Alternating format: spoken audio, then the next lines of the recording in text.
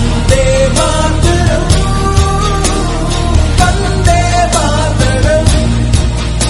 Hello दोस्तों, नमस्कार। स्वागत है एक बार फिर से आपके अपने स्कॉलर्स बेंच करंट अफेयर के वीडियो में। आज है 9 जुलाई और दिन है गुरुवार। तो चलिए देखेंगे क्या कुछ नया लेटेस्ट न्यूज अपडेट होने वाला है आज के लिए। लेकिन उससे पहले अगर आप हमारे चैनल पर नए हैं, प्लीज चैनल को सब्सक्राइब कर लें और बेल नोटिफिकेशन आइकन को जरूर प्रेस कर लें ताकि आने वाली लेटेस्ट वीडियो अपडेट की जानकारी सबसे पहले आप तक पहुंच सके। तो चलिए देखते हैं क्या कुछ नया है आज के लिए। तो फ्रेंड्स, आज के नेशनल अपडेट में जो सबसे पहला अपडेट है वो है पीएम मोदी एमपी में करेंगे एशिया के सबसे बड़े सोलर प्लांट का उद्घाटन। जी हां दोस्तों, प्रधानमंत्री नरेंद्र मोदी 10 जुलाई को वीडियो कॉन्फ्रेंस के जरिए मध्य प्रदेश में एशिया के सबसे बड़े 750 megawatt Rewa ultra mega solar plant का अनावरण करेंगे। Rewa ultra mega solar plant को मध्य प्रदेश के रीवा जिले में स्थापित किया गया है, जिसकी कुल सौर ऊर्जा क्षमता 750 मेगावाट है। यह एशिया का सबसे बड़ा सिंगल साइट सौर ऊर्जा संयंत्रों में से एक है। इससे जुड़े तथ्यों की बात कर लेते हैं तो मध्य प्रदेश के मुख्यमंत्री शिवराज सिंह चौहान है और यहाँ के राज्यपाल आनंदीबेन पटेल हैं। दोस्तों, आनंदीबेन पटेल को अतिरिक्त कार्यभार सौंपा गया है मध्य प्रदेश के राज्यपाल के रूप में और यह एक्चुअल में उत्तर प्रदेश की राज्यपाल हैं। अगला अपडेट है श्यामा प्रसाद मुखर्जी के नाम पर रखा गया IARI झारखंड की नई बिल्डिंग का नाम। जी हां दोस्तों, झारखंड स्थित भारतीय कृषि अनुसंधान संस्थान IARI यानी कि इंडियन एग्रीकल्चरल रिसर्च इंस्टीट्यूट के नए प्रशासनिक और शैक्षणिक भवन का नाम भारतीय जनसंघ के संस्थापक स्वर्गीय डॉक्टर श्यामा प्रसाद मुखर्जी की 119वीं जयंती के अवसर पर उनके नाम पर रखा गया है। श्यामा प्रसाद मुखर्जी ने अपना पूरा जीवन देश की एकता और अखंडता के लिए समर्पित किया। उन्होंने एक राष्ट्र एक कानून का आह्वान किया और कश्मीर में अपने जीवन का बलिदान दिया। दोस्तों, थोड़ी सी जानकारी प्राप्त कर लेते हैं श्यामा प्रसाद मुखर्जी के जीवन से संबंधित। तो श्यामा प्रसाद मुखर्जी का जन्म 6 जुलाई 1901 को एक बंगला परिवार में हुआ था। उनके पिता आशुतोष मुखर्जी कलकत्ता उच्च न्यायालय के न्यायाधीश थे। श्यामा प्रसाद मुखर्जी की जम्मू और कश्मीर राज्य पुलिस सेवा द्वारा बिना परमिट के राज्य में प्रवेश करने के लिए 40 दिनों तक हिरासत में रखने के बाद रहस्यमय परिस्थितियों में जेल में मौत हो गई थी। अगला अपडेट है ओला ने ग्राहकों को डिजिटल पेमेंट विकल्प देने के लिए फोन पे के साथ की पार्टनरशिप। जी हां दोस्तों, मोबिलिटी प्लेटफॉर्म ओला ने अपने राइडर्स को अधिक भुगतान विकल्प उपलब्ध कराने के लिए डिजिटल पेमेंट प्लेटफॉर्म फोन पे के साथ साझेदारी की है। यह पार्टनरशिप मोबिलिटी प्लेटफॉर्म ओला ऐप पर बेहतर डिजिटल भुगतान विकल्प प्राप्त करने में सहायक होगी। ओला ने हाल ही में कोविड-19 महामारी के दौरान संक्रमण के जोखिम को कम करने और शारीरिक संपर्क से बचने के लिए डिजिटल भुगतान चैनलों का चयन करके ग्राहकों को प्रोत्साहित करने के लिए राइड सेफ इंडिया कार्यक्रम भी शुरू किया था। इससे जुड़े फैक्ट की बात करें तो फोन पे के सीईओ वर्तमान में समीर निगम है और फोन पे का मुख्यालय स्थान बेंगलोर कर्नाटका में है। बात करें ओला की तो ओला के वर्तमान सीईओ भावेश अग्रवाल हैं और ओला का मुख्यालय बेंगलोर कर्नाटका में है। अगला अपडेट है भारत इंडोनेशिया की कोस्ट गार्ड ने समुद्री संबंधों को बढ़ावा देने के लिए MOU पर किए हस्ताक्षर। जब दोस्तों भारतीय तटरक्षक बल यानी कि इंडियन कोस्ट गार्ड और इंडोनेशियाई तटरक्षक बल बाकमला RI के बीच समुद्री संबंधों को बढ़ावा देने के लिए समुद्री सुरक्षा और बचाव पर एक समझौता ज्ञापन MOU पर हस्ताक्षर किए गए हैं। इस समझौते से सूचना विनिमय तंत्र को बढ़ाने के क्षेत्र में सहयोग और समन्वय बढ़ेगा। वास्तविक समय समुद्र क्षेत्र जागरूकता, महत्वपूर्ण समुद्री वातावरण को बनाए रखने के लिए समुद्री डकैती, तस्करी, ड्रग तस्करी, अवैध प्रवासन और अन्य ऐसे समुद्री अपराधों की घटनाओं को नियंत्रित करने और निपटने का आधार होगा, जो क्षेत्र में सुरक्षा और शांति स्थापित करेंगे। इससे जुड़े फैक्ट की बात कर ले तो भारतीय तटरक्षक महानिदेशक कृष्णा स्वामी नटराजन है और भारतीय तटरक्षक का मुख्यालय नई दिल्ली में है। इंडोनेशिया की राजधानी जाकर्ता। इंडोनेशिया का मुद्रा इंडोनेशियाई रुपया है और इंडोनेशिया के राष्ट्रपति वर्तमान में जोको विडोडो हैं। बहुत बड़ा अपडेट महाराष्ट्र से आ रहा है। 10,000 पुलिसकर्मियों की भर्ती करेगा महाराष्ट्र। जहां दोस्तों महाराष्ट्र सरकार ने 10,000 पुलिसकर्मियों की भर्ती की घोषणा की है। गृह मंत्री अनिल देशमुख ने कहा कि इस आशय का एक निर्णय मुंबई में डिप्टी CM अजीत पवार की अध्यक्षता में 1 जुलाई 2020 को हुई बैठक में लिया गया था। उन्होंने नागपुर जिले के काटोल तालुका में राज्य रिजर्व पुलिस बल की महिला बटालियन की स्थापना की भी घोषणा की है। 1400 महिला उम्मीदवारों को काटोल में प्रशिक्षित किया जाएगा। अगला अपडेट है दिल्ली में पीडीएस कार्ड धारकों को मुफ्त राशन। जी हां दोस्तों, दिल्ली सरकार ने सार्वजनिक वितरण प्रणाली यानी कि PDS public distribution system card धारकों को नवंबर 2020 तक मुफ्त राशन देने का फैसला किया है। जुलाई के लिए खाद्यान्न का वितरण चरणबद्ध तरीके से 8 जुलाई 2020 से शुरू होना है। सरकार को दिल्ली में राष्ट्रीय खाद्य सुरक्षा NFS के लाभार्थियों को मुफ्त में खाद्यान्न उपलब्ध कराना जारी रहेगा ताकि कोविड-19 महामारी के कारण होने वाली आर्थिक कठिनाइयों को कम किया जा सके। अगला अपडेट है भारत अमेरिका द्वारा फॉरेन ऑफिस कंसल्टेशन का आयोजन। जी हां दोस्तों, विदेश सचिव हर्षवर्धन श्रृंगला और अमेरिकी under secretary of state for political affairs David hello ने 7 जनवरी 2020 को वर्चुअल फॉरेन ऑफिस कंसल्टेशन आयोजित किया था। उन्होंने भारत अमेरिका व्यापक वैश्विक रणनीति साझेदारी के तहत राजनीतिक, आर्थिक, वाणिज्यिक, क्षेत्रीय और अंतर्राष्ट्रीय सहयोग सहित संलग्नताओं के संपूर्ण विस्तार की समीक्षा की। अगला बहुत बड़ा अपडेट है एकेडमिक स्टूडेंट्स के लिए यानी कि CBSE यानी कि central board of secondary education ने कक्षा 9 से 12 के लिए पाठ्यक्रम में 30% की कमी की है। जहां दोस्तों केंद्रीय माध्यमिक शिक्षा बोर्ड CBSE ने कोविड-19 लॉकडाउन के दौरान शैक्षणिक नुकसान के लिए 9 से 12वीं कक्षा के लिए पाठ्यक्रम को 30% तक कम किया है। सीखने की उपलब्धि के महत्व को ध्यान में रखते हुए मुख्य अवधारणाओं को बरकरार रखते हुए पाठ्यक्रम को युक्ति संगत बनाने का निर्णय लिया गया है। CBSE को सलाह दी गई कि वह दुनिया की स्थिति को देखते हुए पाठ्यक्रम को संशोधित करे। दोस्तों, इससे जुड़ी एक और इंफॉर्मेशन आपको मैं देना चाहता हूं कि CBSE में जितने सारे बदलाव हुए हैं 9 to 12 तक, यानी कि आपको 9 के science, social science, math, 10th के साइंस, सोशल साइंस, मैथ और 12th के बायोलॉजी और 11th के बायोलॉजी के सिलेबस में जो भी 2020-21 के सिलेबस में चेंज किया गया है उसका वीडियो आपके इस चैनल पर अवेलेबल है। वहां से जाके आप इसको देख सकते हैं कि क्या क्या चीजें पढ़नी है और क्या चीजें CBSE ने हटा दिया जो नहीं पढ़ने हैं। अगला अपडेट है भारत ने नेपाल में संस्कृत विद्यालय का निर्माण किया। जहां दोस्तों नेपाल के इलम में श्री सप्तमई गुरुकुल संस्कृत विद्यालय का उद्घाटन किया गया है। बारबोट ग्राम विकास समिति में संस्कृत विद्यालय नेपाली रुपए 31.13 मिलियन की लागत से नेपाल भारत मैत्री विकास सहयोग कार्यक्रम के तहत बनाया गया था।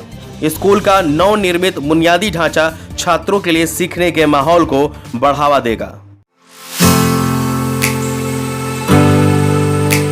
फ्रेंड्स, आज के इंटरनेशनल अपडेट में जो सबसे पहला अपडेट आ रहा है वो है ड्वेन द रॉक जॉनसन बने इंस्टाग्राम पर सबसे ज्यादा कमाई करने वाले सेलिब्रिटी। जहां दोस्तों रेसलर से एक्टर बने द रॉक के नाम से मशहूर ड्वेन जॉनसन इंस्टाग्राम पर सबसे ज्यादा कमाई करने वाले सेलिब्रिटी बन गए हैं। ड्वेन ने इंस्टाग्राम की सबसे ज्यादा कमाई करने वाली सेलिब्रिटी काइली जेनर को पछाड़कर ये खिताब अपने नाम किया है। द रॉक को एक ब्रांड पोस्ट करने पर $10,15,000 यानी करीब 7 करोड़ 58 लाख रुपए की कमाई होती है। इससे पहले फोर्ब्स द्वारा उन्हें 2019 का हॉलीवुड का सबसे ज्यादा राशि लेने वाला अभिनेता भी कहा गया था। अगला अपडेट बहुत ही अजीबोगरीब है। वियतनाम में दुनिया का पहला गोल्ड प्लेटेड होटल। जहां दोस्तों दुनिया का पहला गोल्ड प्लेटेड होटल वियतनाम में खोला गया है, जिसमें golden cutlery, cup, toilet seat और एक इंफिनिटी पूल है। वियतनाम के हनोई में 5 सितारा यानी कि 5 स्टार डॉल से हनोई गोल्डन लेक होटल का निर्माण करने के लिए 160 यूरो मिलियन का खर्च आया और इसमें मेहमानों को सुनहरा स्थान करने का मौका मिलता है। यहां तक कि इमारत के बाहरी हिस्से को भी लगभग 1 टन सोने से ढक दिया गया है। फ्रेंड्स, आज के इकोनॉमी अपडेट में जो सबसे पहला अपडेट आ रहा है वो है फिनो पेमेंट्स बैंक ने लॉन्च किया भविष्य बचत खाता। जी दोस्तों, फिनो पेमेंट्स बैंक लिमिटेड द्वारा भविष्य बचत खाता सेवा शुरू की गई है। यह बचत खाता योजना 10 से 18 वर्ष की आयु के नाबालिगों के लिए शुरू की गई है। हाल ही में शुरू की गई इस नई बचत खाता योजना को बैंक द्वारा उत्तर प्रदेश, बिहार और मध्य प्रदेश में शुरू किया जाएगा। भविष्य बचत खाता खोलने के बाद इसमें न्यूनतम शेष राशि रखना अनिवार्य नहीं होगा। लाभार्थी सरकार द्वारा बच्चों के लिए शुरू की गई विभिन्न सरकारी योजनाओं जैसे छात्रवृत्ति और DBT यानी डायरेक्ट बेनिफिट ट्रांसफर सब्सिडी राशि का लाभ लेने के लिए भी भविष्य बचत खाते का उपयोग कर सकते हैं। अगला अपडेट है, करूर वैश्य बैंक ने स्वास्थ्य बीमा उत्पादों के लिए स्टार हेल्थ इंश्योरेंस के साथ मिलाया हाथ। जहां दोस्तों करूर वैश्य बैंक यानी कि KVB ने अपने ग्राहकों को स्वास्थ्य बीमा विकल्पों की व्यापक श्रृंखला प्रदान करने के लिए star health and allied insurance company के साथ साझेदारी की है। इस समझौते के तहत करूर वैश्य बैंक की सभी 780 शाखाओं पर star health and allied insurance के सभी स्वास्थ्य बीमा उत्पादों को उपलब्ध कराया जाएगा। इससे जुड़े फैक्ट की बात कर ले तो करूर वैश्य बैंक का मुख्यालय करूर तमिलनाडु में है। करूर वैश्य बैंक की tagline smart way to bank है और करूर वैश्य बैंक के अध्यक्ष NS श्रीनाथ हैं। अगला अपडेट है, SBM बैंक ने स्मार्ट पेमेंट सुविधा के लिए मास्टर कार्ड के साथ पार्टनरशिप की। जी हां दोस्तों, निजी ऋणदाता SBM बैंक इंडिया लिमिटेड ने राष्ट्रीय और अंतर्राष्ट्रीय स्तर पर भुगतान और विदेश से प्रेषण या नकदी ले जाने वाली सेवाओं में तेजी लाने के लिए मास्टर कार्ड के साथ साझेदारी की है। SBM बैंक इंडिया RBI से यूनिवर्सल बैंकिंग लाइसेंस प्राप्त करने और पूर्ण स्वामित्व वाली सहायक मोड के माध्यम से अनुसूचित वाणिज्यिक बैंक के रूप में संचालन करने वाला पहला बैंक है। इस बैंक का मुंबई, दिल्ली, चेन्नई, बेंगलोर, हैदराबाद और रामचंद्रपुरम में स्थित 6 शाखाओं का नेटवर्क है। इसी जुड़े फैक्ट की बात कर लें तो SBM बैंक के CEO वर्तमान में परावतन्ननी वेंकटेश्वर राव है। SBM बैंक का मुख्यालय पोर्ट लुइस मॉरिशस है और स्मार्ट कार्ड के CEO हैं अजय पाल सिंह बागा और मास्टर कार्ड का मुख्यालय न्यूयॉर्क संयुक्त राष्ट्र में है। अगला अपडेट है, भारत अफगानिस्तान ने 5 समझौते पर हस्ताक्षर किए। जी हाँ दोस्तों, ये बहुत अच्छा अपडेट है। एजुकेशन के सेक्टर में भारत और अफगानिस्तान ने 4 अफगान प्रांतों में शैक्षिक बुनियादी ढांचे के विकास के लिए 5 समझौते पर हस्ताक्षर किए हैं। 5 MOU को उच्च प्रभाव सामुदायिक विकास परियोजनाओं HICDP कार्यक्रम के तहत हस्ताक्षरित किया गया था। 5 समझौता ज्ञापनों के तहत की जाने वाली परियोजनाओं में कक्षाओं का निर्माण, एक उच्च शिक्षा भवन और एल्बेरोनी विश्वविद्यालय के परिसर के भीतर एक सड़क शामिल है। अगला अपडेट है, माइक्रोसॉफ्ट ने युवाओं को डिजिटल कौशल प्रदान करने के लिए NSDC के साथ साझेदारी की। जी हां दोस्तों, माइक्रोसॉफ्ट ने कोविड-19 संकट के बीच अगले 12 महीनों में देश के युवाओं को डिजिटल कौशल प्रदान करने के लिए राष्ट्रीय कौशल विकास निगम यानी नेशनल स्किल डेवलपमेंट कॉर्पोरेशन के साथ साझेदारी की है। इस साझेदारी के अंतर्गत माइक्रोसॉफ्ट के लर्निंग संसाधन केंद्र माइक्रोसॉफ्ट लर्न को ई-स्किल इंडिया डिजिटल प्लेटफॉर्म के साथ एकीकृत किया जाएगा और जो मौजूदा अर्थव्यवस्था के लिए जरूरी व्यक्तिगत शिक्षण राह और संसाधनों तक पहुंच प्रदान करेगा। इससे जुड़े फैक्ट की बात करें तो राष्ट्रीय कौशल विकास निगम के CEO और MD मनीष कुमार हैं। फ्रेंड्स, आज के अपॉइंटमेंट अपडेट में जो सबसे पहला अपडेट आ रहा है वो है UKIBC ने जयंत कृष्णा को बनाया ग्रुप का नया CEO। जी हां दोस्तों, UK India business council UKIBC ने जयंत कृष्णा को ग्रुप का मुख्य कार्यकारी अधिकारी यानी कि चीफ एग्जीक्यूटिव ऑफिसर नियुक्त किया है। जयंत वर्तमान ग्रुप के CEO रिचर्ड हेडल की जगह लेंगे। इससे पहले जयंत कृष्णा ने प्रधानमंत्री कौशल भारत मिशन के CEO के साथ साथ राष्ट्रीय कौशल विकास निगम NSDC के कार्यकारी निदेशक और मुख्य परिचालन अधिकारी के रूप में भी कार्य किया है। अगला अपडेट है, सीजो जॉर्ज को केंद्र सरकार की STIP 2020 समिति में किया गया नियुक्त। जी हां दोस्तों, सीजो कुरुवीरा जॉर्ज की नियुक्ति केंद्र सरकार द्वारा गठित विज्ञान प्रौद्योगिकी और नवोन्मेष नीति 2020 यानी कि science technology and innovation policy 2020 समिति में की गई है। वह स्टार्टअप विलेज के संस्थापक CEO होने के साथ साथ रीथिंकिंग फाउंडेशन के संस्थापक भी हैं। इसके साथ ही वह अब हरकेश मित्तल के नेतृत्व वाले 8 सदस्यीय पैनल में शामिल हो गए हैं जो विज्ञान और प्रौद्योगिकी विभाग के प्रमुख भी हैं। फ्रेंड्स, आज के साइंस एंड टेक्नोलॉजी अपडेट में जो सबसे पहला अपडेट आ रहा है वो है पश्चिम बंगाल से। यानी पश्चिम बंगाल सरकार ने दस्तावेजों को स्कैन करने के लिए लॉन्च की सेल्फ स्कैन ऐप। जहां दोस्तों पश्चिम बंगाल की मुख्यमंत्री ममता बनर्जी ने सेल्फ स्कैन नामक एक नया मोबाइल एप्लीकेशन लॉन्च किया है। यह नई एप्लीकेशन दस्तावेजों को स्कैन करने के लिए राज्य के सूचना प्रौद्योगिकी विभाग द्वारा विकसित की गई है। केंद्र द्वारा 59 चीनी मोबाइल यानी कि 59 चीनी मोबाइल एप्लीकेशन पर प्रतिबंध लगाने और चीनी सामानों के बहिष्कार के आह्वान के चलते सेल्फ स्कैन ऐप लॉन्च की गई है। इसी वीडियो फैक्ट की बात कर ले तो पश्चिम बंगाल के मुख्यमंत्री वर्तमान में ममता बनर्जी हैं और यहां के राज्यपाल जगदीप धनखड़ हैं। फ्रेंड्स, आज के ट्रिब्यूट अपडेट में जो सबसे पहला अपडेट है वो है कोरोना वायरस से हुई सुरेश अमोनकर की मृत्यु। जी हां दोस्तों, गोवा के पूर्व स्वास्थ्य मंत्री सुरेश अमोनकर की जुलाई 2020 में कोविड-19 संक्रमण से मृत्यु हो गई।